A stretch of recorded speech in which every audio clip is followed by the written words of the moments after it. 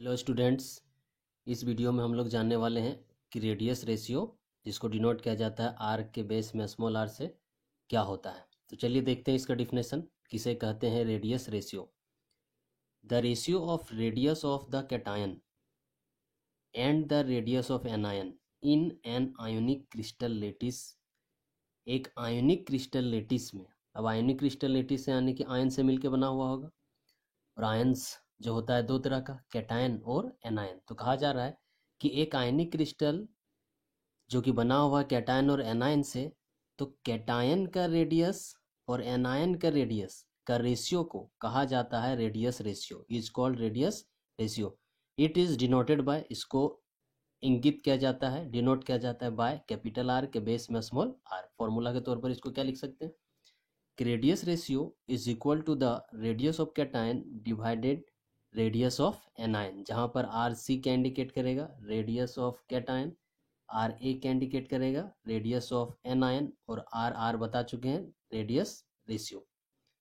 कुछ important points है इसका, क्या इंपॉर्टेंट पॉइंट्स है, तो ग्रेटर साइज ऑफ कैटायन, अगर कैटायन का साइज बड़ा होता है तो फॉर्मूला को देखने से लग रहा है कि अगर कैटायन का साइज बड़ा होगा तो रेडियस रेशियो भी ज़्यादा होगा।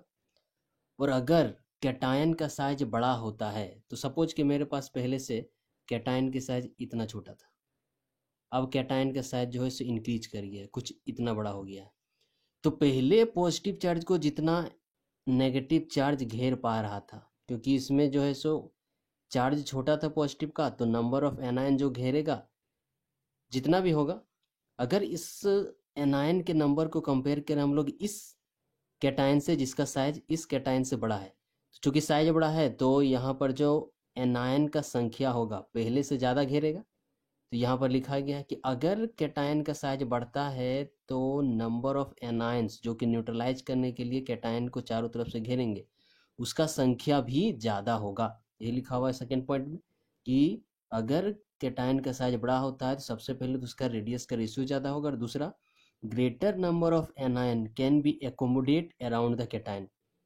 कैटायन के चारों तरफ एनायन का संख्या ज़्यादा होगा अगर कैटायन का साइज बढ़ता है। तीसरा है कि greater will be the coordination number.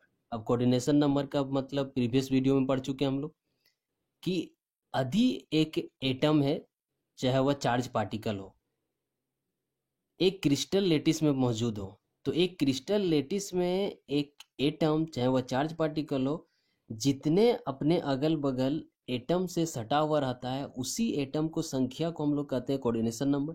Same यहाँ पर एक पॉजिटिवली चार्ज पार्टिकल है, चारों तरफ से एनायन जो है सो घेरे हुए है, तो यह कैटायन जितना नंबर ऑफ एनायन से घिरेगा उतना ज़्यादा कोऑर्डिनेशन नंबर होगा। अब यह नंबर कोऑर्डिनेशन नंबर कब ज़्यादा होगा, कब एनायन का नंबर ज़्यादा होगा, तो जब कैटायन का साइज बड़ा होगा। तो जितना ज़्यादा कैटायन का साइज होगा उतना ज़्यादा रेडियस रेशियो, उतना ज़्यादा एनायन की संख्या, और उतना ही ज़्यादा होगा उस कैटायन का कोऑर्डिनेशन नंबर। यही था आपका तीनों पॉइंट। जब बहुत सारे आयनिक क्रिस्टल लेटिस में ऑब्जर्व किया गया कि उसका रेडियस रेशियो क्या होगा, और उस रेडियस रेशियो के अनुसार उस क्रिस्टल का स्ट्रक्चर क्या होगा, कोऑर्डिनेशन नंबर क्या होगा, तो बहुत सारे क्रिस्टल में जो है सो ऑब्जर्वेशन किया गया। तो ऑब्जर्वेशन के फलस्वरूप एक आंकड़ा प्राप्त किया गया। उस आंकड़े को एक सुसज्जित फॉर्म में एक टेबल के रूप में सजाया गया, और उसमें रेडियस रेशियो का एक रेंज तैयार किया गया, जिससे किसी को भी इजीली से उस रेंज को देखकर पता लग सके कि अगर किसी क्रिस्टल लेटिस का रेडियस का रेशियो निम्नलिखित रेंज में आता है तो उसका कोऑर्डिनेशन नंबर और उसका स्ट्रक्चर क्या होगा। तो चलिए देखते हैं उस टेबल को जो तैयार किया गया है ऑब्जर्वेशन के फलस्वरूप, क्या है वह टेबल।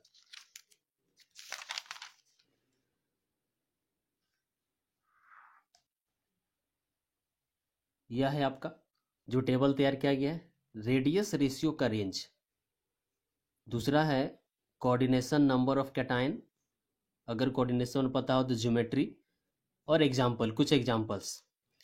अगर किसी आयनिक क्रिस्टल लेटिस का रेडियस रेशियो का रेंज अगर 0 से लेकर 0.155 के बीच में आता है, तो उसका कोऑर्डिनेशन नंबर सदैव 2 ही होगा और ज्योमेट्री लीनियर होगा। उसके बाद है सेकेंड में कि अगर किसी आयोनिक क्रिस्टल का रेडियस रेशियो का रेंज 0.155 से लेकर 0.225 तक आता है तो उसका कोऑर्डिनेशन नंबर सदैव 3 होगा और ज्योमेट्री होगा ट्रायंगुलर प्लेनर। और जिस मॉलिक्यूल में ऑब्जर्व किया गया है उसमें से एक है बोरोन ट्राइऑक्साइड, डायबोरोन ट्राइऑक्साइड। उसके बाद तीसरा रेडियस रेशियो का रेंज दिया गया कि अगर किसी आयोनिक क्रिस्टल का रेडियस रेशियो का रेंज 0.225 से लेकर 0.414 में होता है तो कोऑर्डिनेशन नंबर 4 होगा, ज्योमेट्री होगा टेट्राहेड्रल, एग्जाम्पल के तौर पर जिंक सल्फाइड। उसी तरह से अगला है कि अगर किसी आयोनिक क्रिस्टल का रेडियस रेशियो का रेंज 0.414 से लेकर 0.732 तक होता है तो कोऑर्डिनेशन नंबर 6 होगा, ज्योमेट्री होगा ऑक्टाहेड्रल, एग्जाम्पल के तौर पर सोडियम क्लोराइड। उसी तरह से अगर किसी आयोनिक क्रिस्टल का रेडियस रेशियो 0.732 से लेकर 0.999 तक होता है तो कोऑर्डिनेशन नंबर 8 होगा, ज्योमेट्री होगा BCC, body centre cubic crystal structure, example के तौर पर सीजियम क्लोराइड। अगर किसी क्रिस्टल का आयोनिक क्रिस्टल का रेडियस रेशियो की रेंज 1 आता है तो कोऑर्डिनेशन नंबर 12 होगा। और जब कोऑर्डिनेशन नंबर 12 होता है तो हम लोग पहले भी पढ़ चुके हैं कि geometry hexagonal cubic close packing, या तो इसी को बोलते हैं क्यूबिक क्लोज पैक स्ट्रक्चर, जो कि सभी मेटल्स के लिए यह होता है। इसमें से 2-3 क्वेश्चन एग्जाम में पूछा जाता है 1 नंबर में।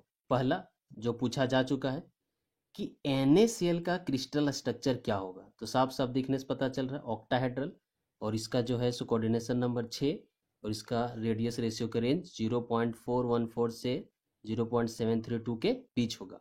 और जो दूसरा क्वेश्चन होता है उसको नोट में लिख लेना जरूरी है, जो पूछा जा चुका है एग्जाम में नोट में, crystal structure of calcium difluoride, कि कैल्शियम डाइफ्लोराइड का क्रिस्टल स्ट्रक्चर क्या होता है।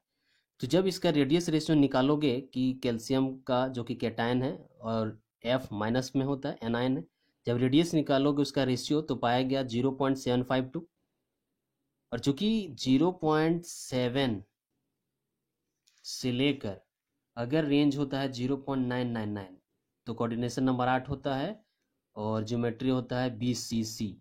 तो जो है सो CF2 का जो रेडियस रेशियो है 0.752 है और कोऑर्डिनेशन नंबर क्या हो जाएगा 8 हो जाएगा, इसलिए स्ट्रक्चर हो जाएगा BCC। और इसी के स्ट्रक्चर का दूसरा नाम दिया गया फ्लोराइट स्ट्रक्चर। इसी तरह से दूसरा जो क्वेश्चन इससे पूछा गया है कि what is the crystal structure of sodium oxide, sodium oxide का क्रिस्टल स्ट्रक्चर क्या होगा।